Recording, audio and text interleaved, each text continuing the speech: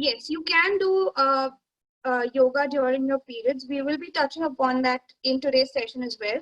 But generally, I'll tell you what it is with yoga.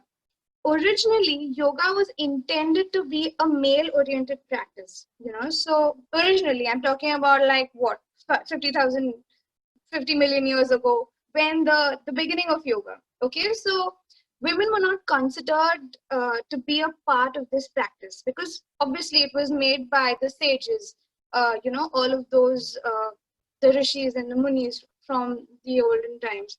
So it was not designed around a women's body, to be very honest, right? So over over over ages, as and when the world started evolving, a lot of accommodation took place for even the female body and how her body adapted to the practice, right? So obviously, yes, there are definitely things you must avoid on your period. So there are certainly practices like inversion that you definitely should avoid. Anything that overtly engages your core, you must avoid while you're doing yoga. Practices like kriyas, like kapalbhati, or too much of forceful breathing that we do must be completely avoided. But yeah, definitely stretching helps. Like I said, movement is the best medicine that you can give your body.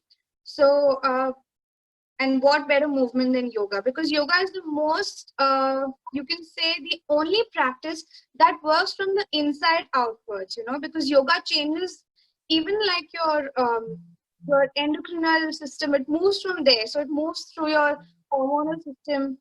It moves through, you can, from your muscular to your digestive to your lymphatic. That is the only practice that gives you that kind of maybe a well-rounded approach towards fitness, So I would say definitely please practice some kind of stretching.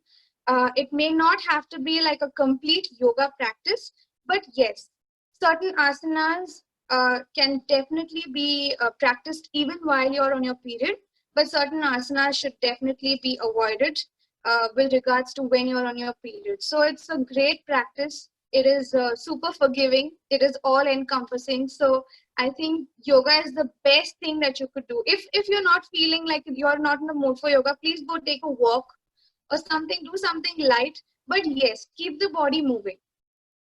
Yoga qualify as cardio. Yes, yoga does qualify as cardio.